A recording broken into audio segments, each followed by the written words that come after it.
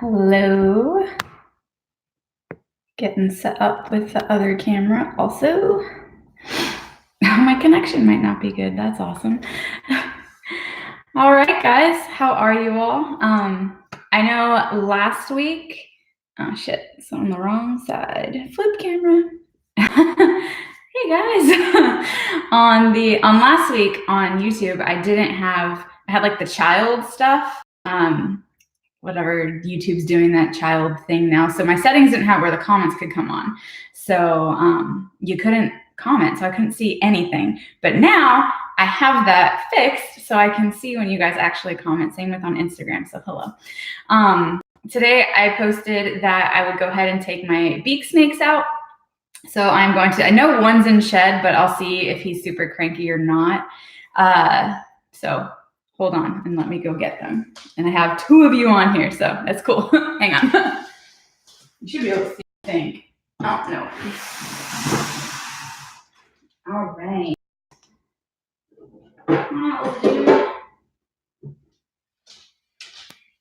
All right, snake time. Okay, so this is one of my beak snakes. So I love this snake. I haven't really gotten her out in a really long time. This one is supposed to be a female. Oh, sorry. You can see they're really twitchy animals. You can see their scoop of their nose, which is why they're beak snakes.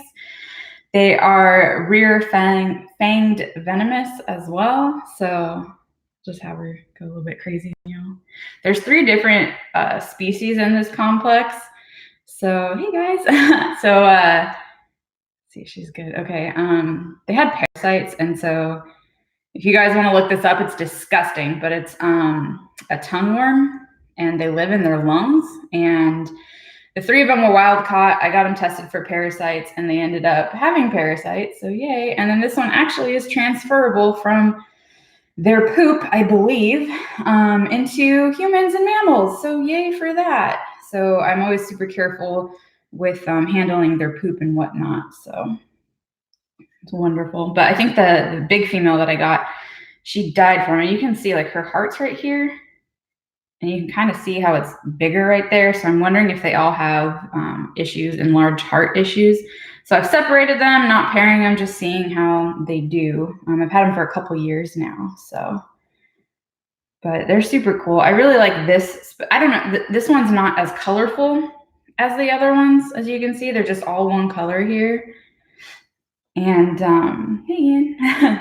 So you can see they're all just one color. They have the orange that comes through here that I absolutely love. You have the other beak snakes that have the red head, which is pretty cool. And then you have the ones that have like raccoon eyes basically, which I really like. I like them a lot, but I don't know, I just stuck with this species, and you find them every once in a while.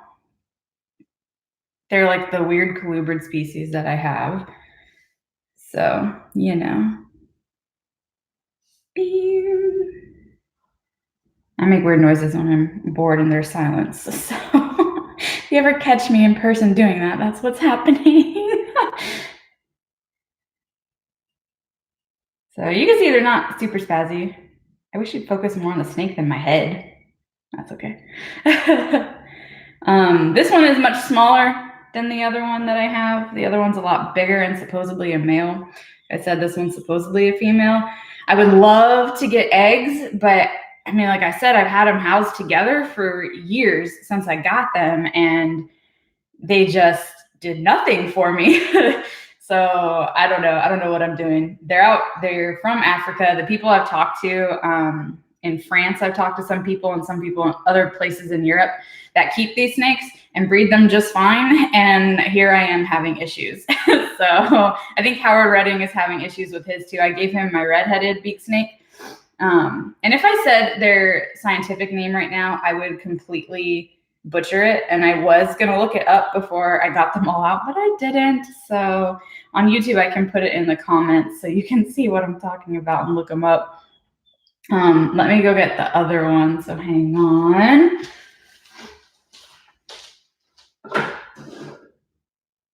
Get up.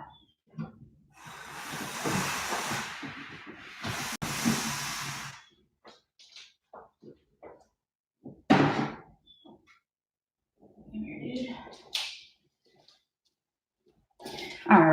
here's my other one. So this is my supposed male. You can see he's bigger. He has, I don't know if I can show you. He's going crazy. He's like typing things. Something neat about them is their tail starts where my finger is, right here, and it's this long. They have a long, long tail. So he's acting more like a true beak snake and being as spazzy as he is. Sometimes they calm down, sometimes they don't. Like I said, they are rear-fanged venomous, and just, I don't know if you can get a sense for them with just me holding them, but they'd rather run away than bite you. So I'm not too worried about the bite. There have been some papers on the effects of the bite. It's a bee sting type of reaction. Other people have where they have pain going up their arm, well, if they got bit on their hand, and that could last like months. But no recorded deaths. There could be deaths, I don't know, not recorded. But here he is. So you can see they're called beak snakes because of that beautiful nose that they have. They dig around. They're from Africa and live in holes from rodents, I believe. I have some cool pictures. If you look up the beak snakes, you can see some pictures of some of them in Tanzania. And they have some really great like feeding pictures, natural feeding pictures of rodents and stuff, and you can see where they're from. And basically it's, if you picture like the red clay Africa, you know, I don't know if that makes any sense to any of you all, but that's where they're from. So this one.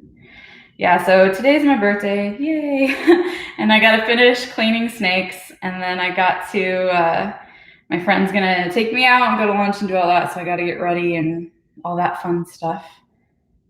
But I wanted to get on here with you guys. And if you guys have any questions for me, feel free.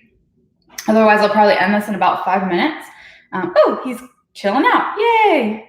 I'm gonna like hide my face so you guys can actually see him. Oh. Hi. That's really amusing to me. Okay, sorry. They're so funny. With their feeding schedule, you can see they're, I consider them they're colubrids, right? So kind of like corn snakes, but not really at all. Corn snakes are from the United States. These guys are from Africa. Completely different climate. These guys are rear-fang venomous, like completely different. Oh, what did he lock on? Maybe he sees himself. I think he might see himself.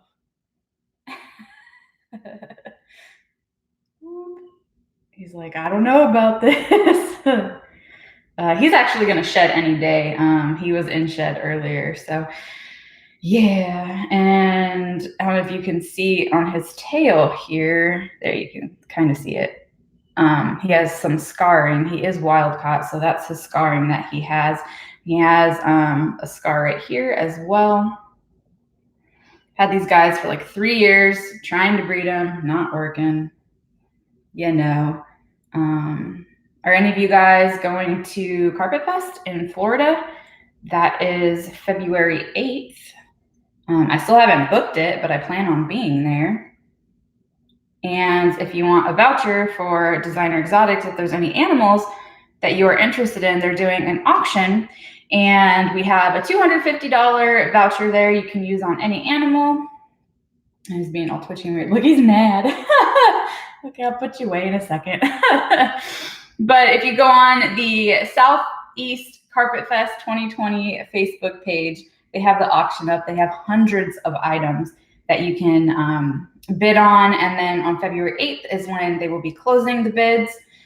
What is he fixated on? So they'll do this sometimes. They're complete spazzes, and then they'll just like fixate on something and stop. Such crazy animals. But yeah, so that'll close on February 8th. And I'm waiting for him to shoot off, actually, is what just like, phew, gone. But the auction, we have a voucher up for that. So if you want any of our animals, you can help the research for nidovirus. That's where all the funds are going to, I believe, or it's USARK, I'm not sure. But either way, they're going to help the reptile industry. I know I talked about viruses last week. And I don't know if it was the nidovirus that I had through my collection a couple years ago. It's all cleared up and done, but I had to euthanize a lot of animals and it took out a lot of my animals.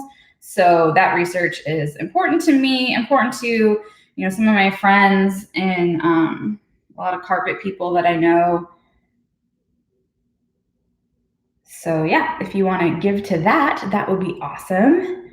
Like I said, I'll be there February 8th, Southeast Carpet Fest. If you're going to be there, let me know, because most of the time, people on Instagram or Facebook or everything, they're just screenshot names. What is going on with me? They're just screen names. And so when I see your face, I don't make the connection of who you are. So if any of you guys, especially on Instagram, because most of the time with Instagram, you're just a name that I don't recognize. But if you guys are going to the Carpet Fest, let me know, so that way I can make it a point to find you and connect with you guys in person instead of through the internets all the time through our pictures. So yeah.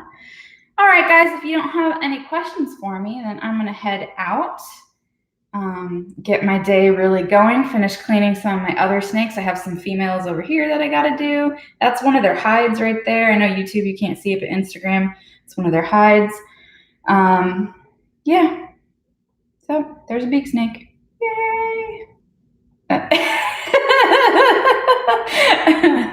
All right, guys, I hope you have a fabulous Saturday. I will see you next week for a Snake Room Saturdays. I don't know if you want me to take out, I have one Borneo. No, I have a couple Borneos that I can take out that are actually nice, but I have two that are totally mean and I will not be able to take them out. Get him back in the frame. Yeah, so I get those guys out. I thought about just getting my freaking corn snakes out because I love them. I like do short tails, and then I have this love for corn snakes. Oh, sorry, dude. I'm freaking him out with my movement. Thank you for the happy birthday wishes. I appreciate it.